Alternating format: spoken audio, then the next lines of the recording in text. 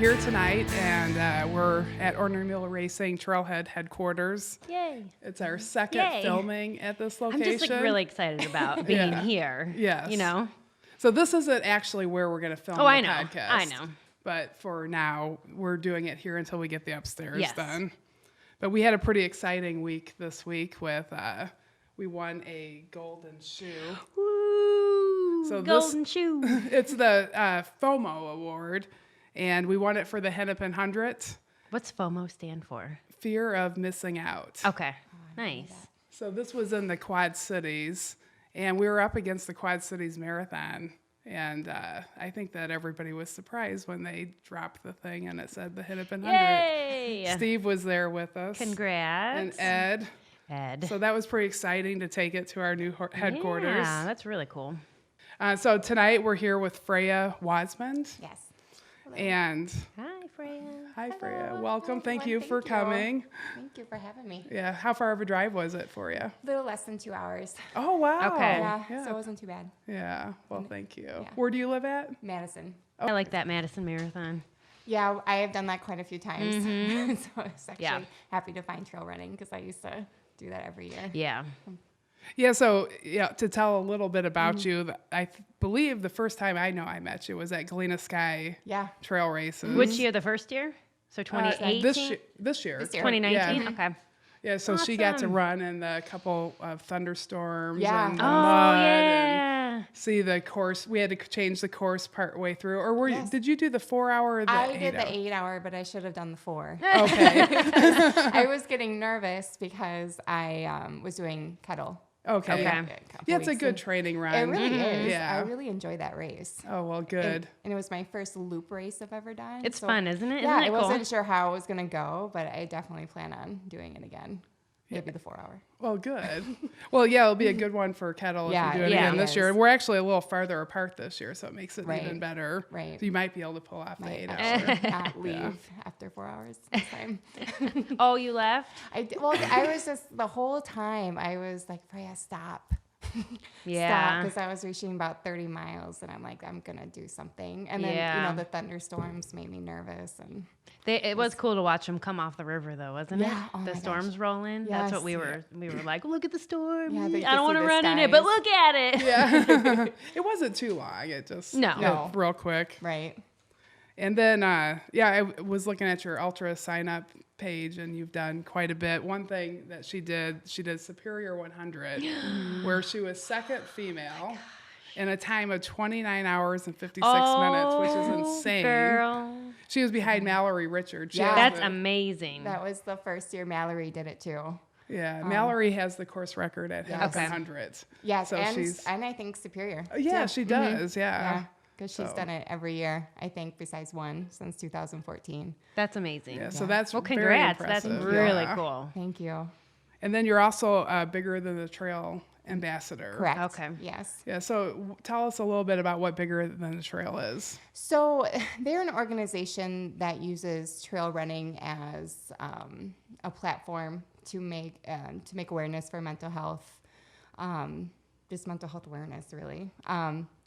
And we do a lot of fundraisers also to help provide services, free services to anyone. It doesn't have to be a trail runner. Yeah. Who are just need of counseling or just need to find resources. And so they do an excellent job. They're brand new, but this year they just announced the 2020 ambassadors. So yes. I think I was looking at the group and we went from 50 to I think over 100. Wow. Oh, wow. That's great. We made a lot of awareness, and they're doing a really great job. They're a really fun group of people too. They are. Mm-hmm. They run an aid station at Kettle. Yes. Did you get to work? Oh, no, you were No, running I was Kettle. running. She was running. They Yeah. helped me out a few times, and they didn't do an aid station at Superior this year, but they were there at every aid station, helping out runners. So Yeah. they're really, really helpful, really encouraging, and they're also at High Cliff Ultra, where they have an aid station there too.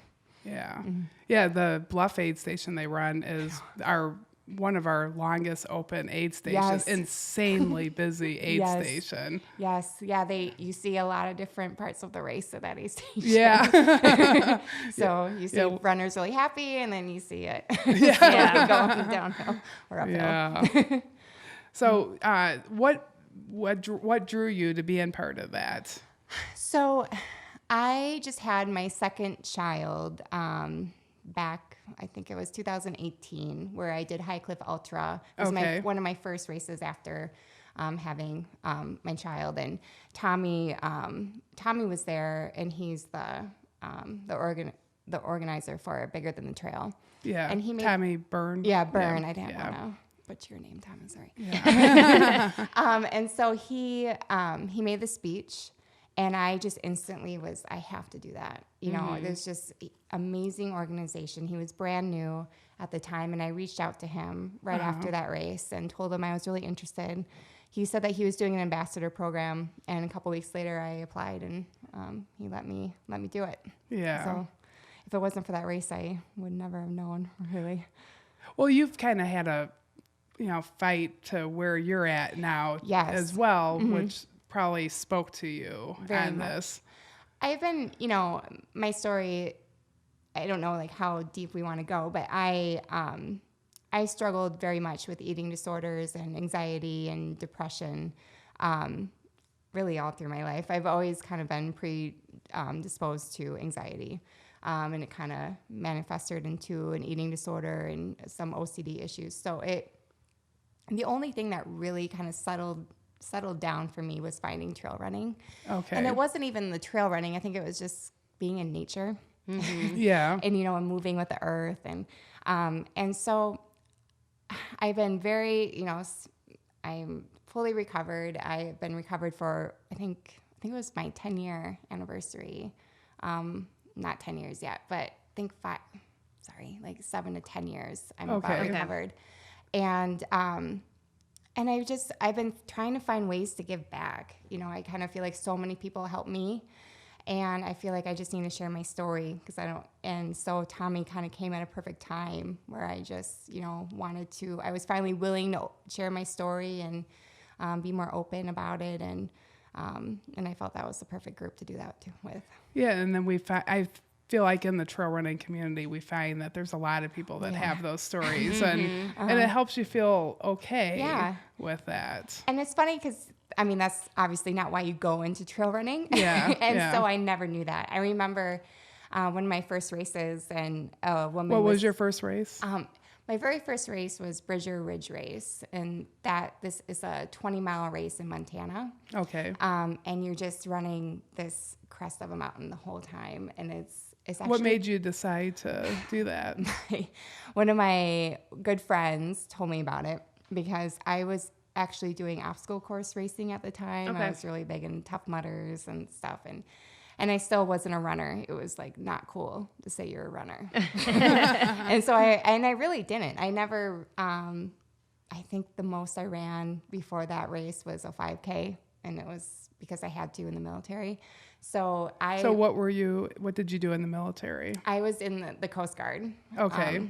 And so I started out doing search and rescue, and then I went more into admin work after that. So and I did that for 4 years. And then when I left the Coast Guard, I went back home to finish school, and then and that's when I found Tough Mudders, and I kind of just wanted to do something because I had no idea. I don't know what appealed me about Tough Mudders, but the marketing is to be tough and to train for something, and I just needed a hobby. Yeah. Yeah. So I started doing that, and then my friend's like, you really need to get into running like this, you need to do this Montana race, it's beautiful, and not many people know about it. And he was the type that would like knock on your door and be like, okay, we're going to run 10 miles. Ready? And I'd be like, I've never ran more than 2 miles, Yeah. And so we started training for it. We got in, and we did the race, and I was hooked. I was hooked on trail running after that. Yeah. And so what did you do from there? Like, how did you, because that's 20-mile run. Yes. Do you consider yourself an ultra runner now? No. Okay. So after that, I signed up for the Georgia Death Race. Okay. Oh, wow. Yep. Yeah, so I went from 20 to 100K. So you like to choose really, Yes. what really hard stuff, and I what love appeals elevation. to it? Okay. Yeah, I love climbing. Okay. I tried to avoid running. And I know that's weird with ultra running, but like, Yeah. I really flat courses scare me. Yeah. Because I don't know. My gosh, you would have to run the whole time. It doesn't tell you when You to walk. you do not have to run I the know. whole time. But you have more of an excuse, you Yeah, know, for, yep. you know, something like Georgia or Superior even. Yeah. And so, and I like climbing. I like, you know, you get to use, it kind of gives you a break too. You use different all parts of your, you know, like muscles. Yeah. So, but I never ran more than 20 miles at that point, and I was training in the middle of winter. So it was a very hard course. But I was so amped up by just being The Georgia there. death race Yeah. was, so your longest training run going into that was 20. Yeah. So what time of year is Georgia death race? It was in March. Yeah. Okay. Mm-hmm. Yeah. So I trained basically on a treadmill. Yeah. And I had no idea what I was doing. I was just like, yeah, this is going to be awesome. And I went there and I did it, and I did pretty well. Actually, even though it was, I still had no clue what I was doing. Like, I remember I got this huge leg cramp in the middle of the race, and so a runner went next to me, and he's like, you know, you need to like take electrolytes or some salt. I'm like, why would I have salt on me? Like, I mean, that's how like clueless I was. with Yeah. ultra Did you running. have a group that you ran with? Or? I did, yeah. It was a group of obstacle course runner friends that I knew, and they were really interested in it too. And they were actually the ones who told me about it. Okay. And so I went with them, but we were pretty scattered throughout the course. Okay. But so I was on my But own. as far as getting ready, Yeah. like what kind of, where did you get your information from of what to do, or did you, Internet. Yeah. Yeah. Because I didn't know many ultra running people at that time. Yeah. You know, I didn't even know we really had a huge community here. Okay. So it was I read a lot of race reports. I tried to Google as much as I could about how to train for it, but I pretty much was winging it. Yeah. And sometimes that works. It does Yeah. work. Yeah. That's good. What did you go on to from there? Then, so I went home and I was super hyped. So of course I signed up for 100, and it was kettle. Oh, okay. Yeah. So and kettle, was a few months after that, and I had a better idea of how to train. And so, I did it, and I felt more prepared this time for kettle. So tell us about your training. The thing with me is I definitely don't run as much as other runners. Mm-hmm. I do a lot of cross training. Okay. So at that time, that's what I do too. It's the secret, I'm telling you. It is a secret. I did a lot of CrossFit at that time. Just a lot of gym courses, a lot of weight training, and just a lot of high intensity worksothat just suck. Yep. And you just want to get it done, but they get the job done, and it takes a lot of mental grit. And so I did a lot of that, and I just trained. I went to the trails every weekend I try to get at least 3 hours in of running per weekend, but I was probably averaging maybe a 60 to 80 mile week, give or take, to get ready for kettle. Well, that's quite a bit of Yeah. running. Yeah. And it was all pretty compacted on the weekends. Okay. So I just kind of spent the whole weekend on the trail. Yeah. I know how that is. You go to the trail, and all of a sudden you're like, how did I start this morning? And now it's 4 in the afternoon. Yeah. I know, and I do it again tomorrow. Right. And so I was reading a little bit about you, and you had struggled with eating disorder and stuff. Like, has that come into your ultra running? Is that something that you need to fight, that you fight with now? No. I found that's kind of been the one thing that has worked for me with, we call it an ED, eating disorder. We nickname it ED, and we name it ED because there's like this voice in your head that's like, don't eat that, or try to restrict as much as you can. But trail running, or just doing this type of, races, has made that voice just completely disappear. Because I know I need to eat to be able to do this. I know I need to feel properly, and it's so calculated, and it's just, this is like the only thing I found that you truly listen to your body, Mm-hmm. and your body truly tells you what it needs, and you just do it because you want to finish so badly, Yeah. you know? And so, and that has gone into my life, you know, and especially being a mom now and, you know, having things that just give me meaning in life, having something like that is, I don't struggle, but I still have that voice. Okay. But it's definitely something where it's like, I know you're here, but I'm doing this. Yeah. You know? And so I think a lot of people with eating disorders always have that voice, but you know, you just learn to not listen to it, know it's there, but knowing that you don't have to, you know, indulge or give it any type of day. Yeah. So is there advice for somebody else that you would want to give and to help get out of that cycle? Well, I think especially with a serious mental illness like an addiction or an eating disorder, or even, you know, depression or bad anxiety, I think the first step is to always get help. You know, going out and running in the woods isn't going to be your answer. Did you get help? Yes. Yeah. You know, I actually, with my eating disorder, and I was really bad in my early 20s, and I had to go to rehab for it actually because my health was in really bad shape.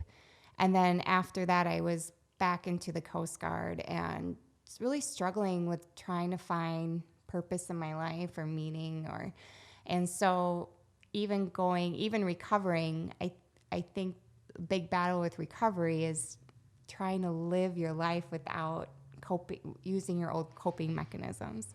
And so the eating disorder Right. is a coping mechanism. Oh, absolutely. Yeah. And so recovery is the hardest part, you know, and of course you slip and fall and, you know, you learn what works, what doesn't work, and you have to find your support system.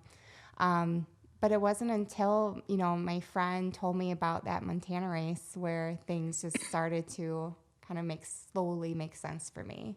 Yeah. And, you know, find some purpose and it's kind of like the beauty of just finishing something. Like, you know, you see this really hard battle in front of you and you put one foot in front of the other and you finish it. And that gives you so much self-worth. Yeah. You know? Yep. What have you done that you're most proud of? Being a mom. Yeah. For So sure. good. Yeah. We want to hear about that. Your husband and Yes. Yeah. So I have 2 young boys. They're Miles and Jack, 1 and 3.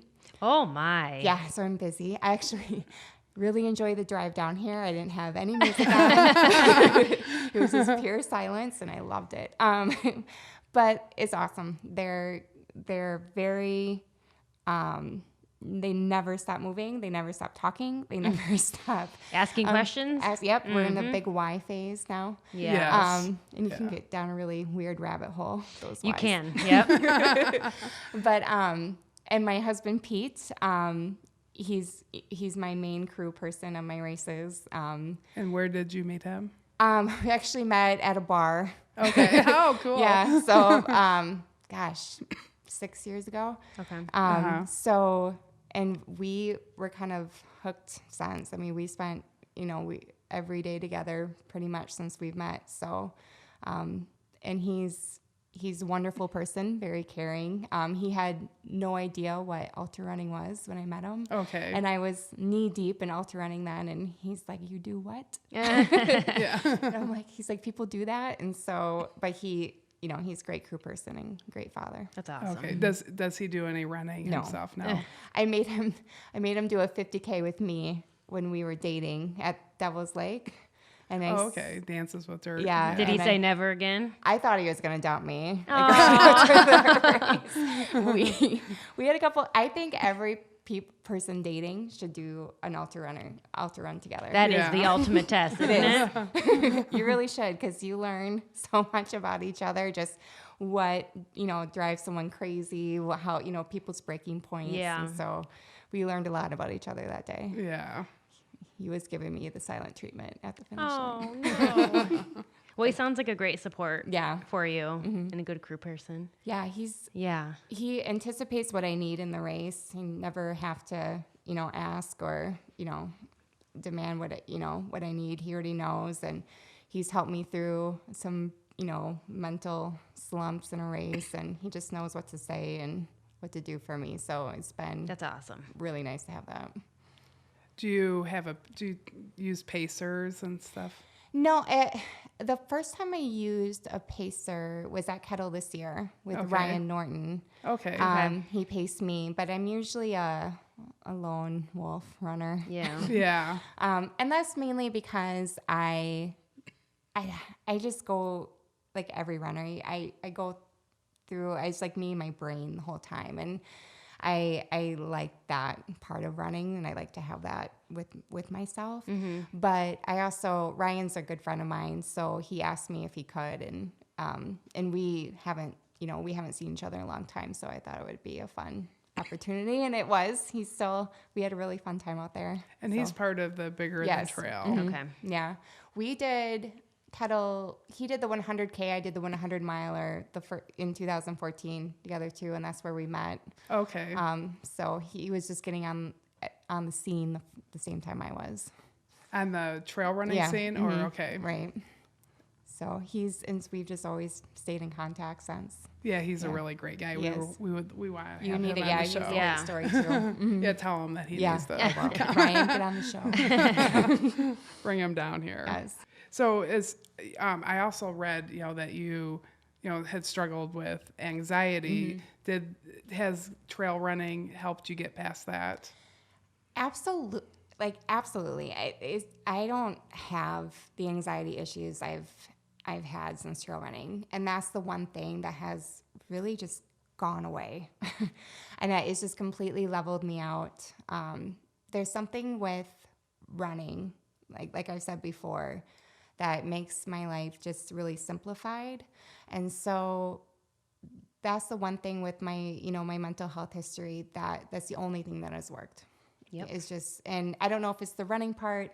I think it's more of the nature part. Yeah. But being in the woods for a long period of time, it just does something to your brain. And after a few races and training, it's really just made it really diminish. Do I have general anxiety? Sure. I mean, I'm a mom now. Yeah, I think we all do. But it's nothing like it was before. Yeah. My anxiety before was very paralyzing. I could barely, leave my house, or I'd worry about everything possible to the point of just panicking and just worrying about things that just really did not matter. And so now I definitely know what matters and what doesn't, and, how to, cope or find ways to kind of just figure out what's really going on. And I think I really owe that to trail running. It's just very interesting to me to see my journey with anxiety since I've started, running in the trails, and just seeing how much that has diminished quite a bit. And that's without, therapy and without anything like that has been, I was going to ask about, because you got help for eating, and is there something that you would tell to people? Because I feel like there's a lot of people in the trail community that definitely, I think that it draws us to the trail because it's the woods is calming. It makes things quiet, Yeah. and like your car ride here. Right. today. Yeah, exactly. It does. I don't know what it is. I think, when I first started running, and especially when, I did that Montana race, and running really intimidated me. In high school, I did sports, but I nothing like track or field. I did basketball, and I was always the last one to the court. I was not a fast runner, and that intimidated me too. But there's something about just going into the woods when I first started running. I'm like, okay, I'm going to go for an hour today and just see and not care about mileage, and just, and just explore. And then the next day I just did a little bit more, and, push myself a little bit more. And it got to Did you train with people? No. Or, okay. So Never. do you ever train with people? Or are Sometimes, you more, yeah. Okay. Once in a while we'll all, connect with each other and say, hey, you're going to be at Kettle today, or but I pretty much, especially now with my schedule, once I have a minute to get out there, it's like whoever's Do you there. work outside of the house, or? I work remotely, but I do work. Okay. I do have a full-time job. Okay. So I'm, I have a career. I have I'm a mom. So my What's your daily career? so I work in business. So I work Okay. in staffing in Okay. business. So I'm just computer work mainly. So you get to be home, but you Yes. can do it at home. Oh, and that's be at nice. I do it in home my with your pajamas kids. and- Oh, that's Doing nice. myself. It is nice until I have to randomly go on site. I'm like, oh my gosh. I need Like, how do I put pants. clothes on that isn't a kettle shirt? Right, exactly. Or my pajamas. But yeah, so it's, so finding the time to do it, and but once you get a routine and it's no longer like, oh, I'm nervous to do this. It's just something that just goes into a lifestyle and completely slowly changes, creeps into changing your life. So what's your next big goal? So I want to have a better year this year with my running. Last year I had a lot of bad luck with my races.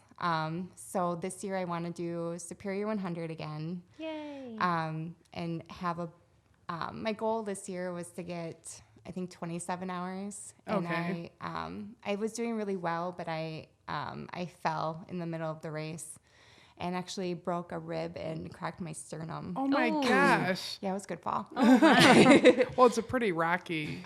Yeah. I'm pretty sure I fell on my feet. I can't even blame it on a rock. Yeah. I think it was my 2 feet. And I landed into a footbridge, like chest first. Ooh. And it was bad. So I was very disappointed after that race. That was kind of my goal race of the year. So I would like a redemption. But you did really well. I But was it doing just well. wasn't what you planned on Yeah. doing. So tell me about the Superior course. What is it like? It's beautiful. I'm just in love with that course. Have you ever been up there? I've done Marquette 50 Okay, mile. yep. So I think it might be I think it's very somewhat- similar. I haven't done Yeah. Marquette, but everyone's like, if you like Superior, you should do Marquette. Yeah. But it's just it's a point A to point B race, which you I like really point to I points? really do. Yeah. It's mentally a little bit easier for me. But it's constant climbing, really great views, very technical. I guess when I first did it in 2014, I didn't realize how technical it was because it was so new. And then when you go back, you're like, oh my gosh, this is really tough. You Yeah. don't really ever get a break Yeah. with Yeah. your feet. So, and the minute you look up, you're, on your face. And So- you still did that without a pacer or Right. anything. Wow. Right. And I wasn't going to, I didn't have a pacer plan for this year. And I didn't have a pacer the last time I did it. Did you do like a bus ride to the start? Or No, how- my husband drove me Okay. there and he crewed me at Okay. every aid station. And how far apart are the aid stations? So they're about 10 miles each, give or take. But the crews are a little bit longer. So at the first aid station, I didn't see my husband until about 20 miles in. Okay. Yeah. And then that was the longest one, but then it Okay. got to be about 10 miles each after that. And how did you feel during that race? Did you ever feel like you wouldn't be able to finish, or was it everything you expected? It was everything I expected and more. Just meaning like the first, I think 7 miles in, we all got stung by bees. They have these Oh, no. like ground nests Okay. all over Oh. the trails. And so, and that's Ryan Norton did that race too, and he's allergic, and he got stung, I think, over 10 times. Oh, Oh my my. gosh. And so that's what why did he had do? he had to get DQ'd. Yeah. Oh. I only got stung once, but that's just how Superior. They warn you every year. Yeah. When it happens, but no, but it was, I did everything that I had planned. I work with Trail Transformation too. Okay. They're a coaching company. And so it was the first time I had a coach. And so I was really set on what my pace should be, how to get to my goal. If I'm feeling this way, what should I do? So we had a really good, set plan, and it was working until it didn't. Yeah. But and my husband did well. I had some stomach issues in the race, but I'm pretty used to that by now. But it was, if only I didn't fall, I think it would have been a pretty good race. But But you still finished, right? no, I got okay. I got DQ'd. Oh, from okay. that So fall. the ultra sign up result I looked at was Oh, from that a was probably different year. 2000. Yeah. Okay. Yeah. from the first time I did it. Yeah. Well, you'll get it back this year. It's a tough course. I mean, you think Yeah. you're doing well, and it'll eat you alive. Yeah. So, but that's why I like it. It's very challenging. So the year that everything went well for you, did you ever have any scary moments during that one? Or did you have crew at that one? At that time, my brothers crewed me, and it went really well. I was very determined to just keep moving. The only thing that was scary was of course running at nighttime. Yeah. By Yeah. yourself, especially in that trail. There's bears up there, right? There's bears and wolves, bears. and Yep. there's a lot of possums. Oh, Yeah, those possums Yeah, are. They were there's on the possums Hennepin, everywhere. Yeah. And they're scary at 2 a.m. They Yeah, are. They just stare at you. They do. And when they're like that far away from you, and you're delirious, and you Yeah. don't know if you're hallucinating or Yeah. if you're just like, is that a wolf? Is that a possum? Is that just my brain? Have you had any good hallucinations? I did. The first time I did Superior, I kept seeing like Garfield in Okay. the trees. Oh, fun. Did it scare Even his you tail. or just? No, I knew it wasn't real. Yeah. So, but then the trees would move too, and that kind of got weird. Or Yeah. the trails would turn into people. Oh. So that was kind of scary too. Yeah. But I knew what was not real. Did it feel easy to follow the course? Yeah, because it's you really have to work on getting lost in that one because Okay. it's really just a straight trail. Okay. But of course I did because when at nighttime I was just kind of getting delirious, so I would go like into the woods, Oh, yeah. and luckily runners would be like, "Hey, where are you going?" So, Yeah. Yeah. and I know the race director said people have gotten lost and they usually find their way to the highway or something, but Wow. that is not a race you want to get lost in. Yeah, it's already 106 miles or something. Yeah, Like, 100. to add yeah. some extra on there. Yeah, why not? That'd be awful. Well, that's really cool. So, what advice would you give somebody doing Superior 100? You're going to go through a lot of feelings, and you're going to think you can't do it. And it's definitely a very intimidating race. But that is truly a race that you just keep putting one foot in front of the other.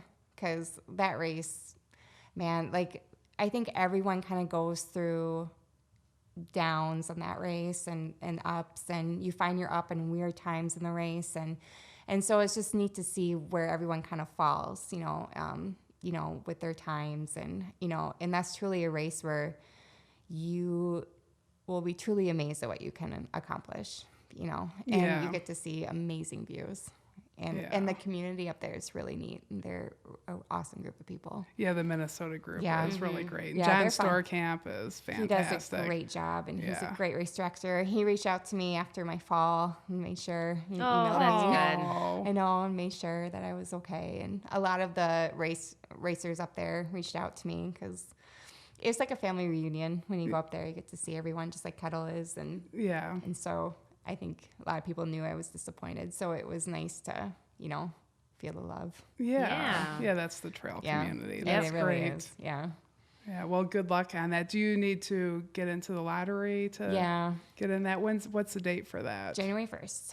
Oh, okay. All right. And I think he draws it 2 weeks after. So, Okay. So you sign up January 1st and then yes. they list everybody. And I'm like the annoying one too, because I did it last year, and they ask you a bunch of questions about your race resume, and I thought I didn't fill it out right, and so I kept emailing him like, I don't know if you got this part, but he's like, Frayah, I know who you are, you're fine, don't worry. I'm like, yeah, I know, I just haven't done this in a while. Yeah. But I really wanted to get into it, so hopefully, fingers crossed. Well, that's really good.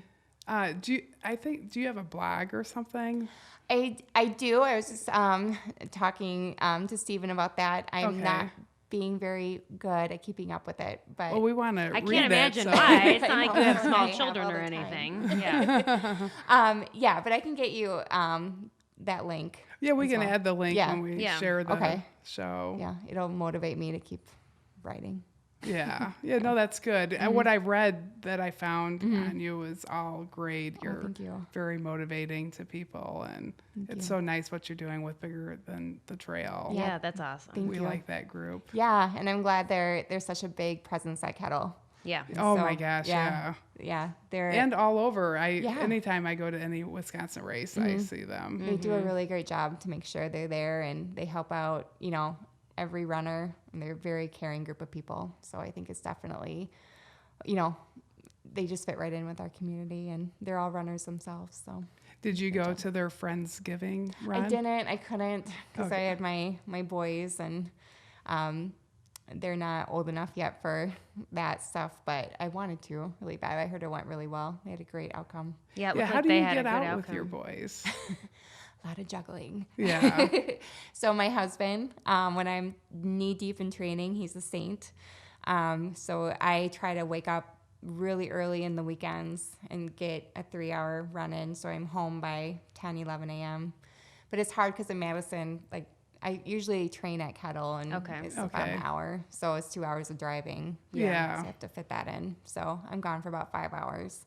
And then I do the double stroller quite a bit. Oh, cool. Nice. That's So fun. I put them in, and That gets you stronger, Oh, too. Yeah, that's hard. it got me in shape Yeah. like crazy after I had my second child. Like we used to, I think the most I've done was like 15 miles Oh my Wow. around gosh. Madison. And so when you don't have it, you just feel like, oh my gosh, I'm so Yeah. light. Yeah, and they must love it. Oh, they, not so much anymore, but when they were, last year, they, we got to see all the views of Madison and the lake. They love the lake. And at the time they had Bucky on parade. So they had all these statues of Bucky all over Madison. Oh, so we okay. would just run and try to find all the Buckies. And, but no, that got me in shape super fast. And it was a lot of good mental grit too. Because you have to deal with tantrums while you're Yeah. running and Yeah.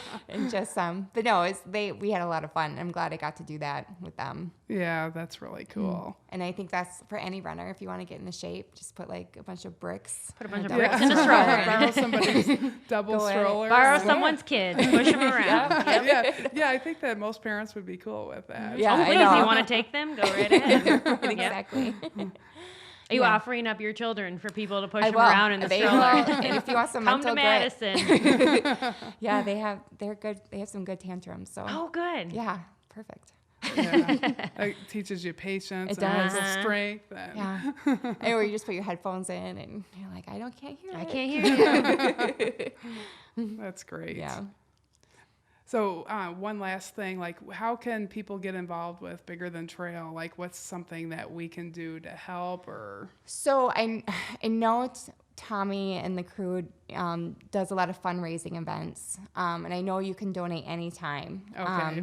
And that's located on their Facebook page, Bigger Than the Trail. Which is great because then it's going directly to help somebody. Exactly. Yeah. A lot of the runners too will do their own donation stuff as well. So we sometimes do charity bibs where we'll ask, for donations for that. And that's only for selected races. So that'll come up from time to time.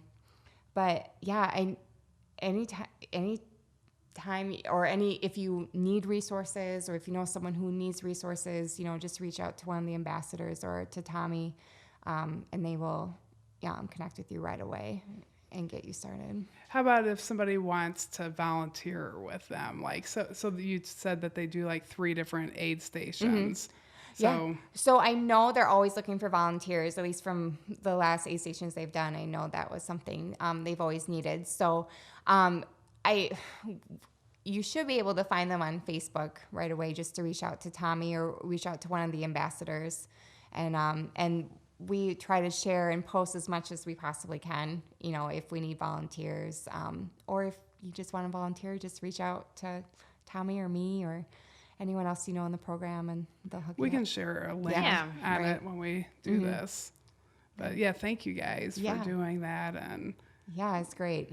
we'd definitely like to help out with the Bigger Than Trail Right. people. So Right. thank you. Yes, absolutely. Is there anything else that you that you were hoping to share? No, I just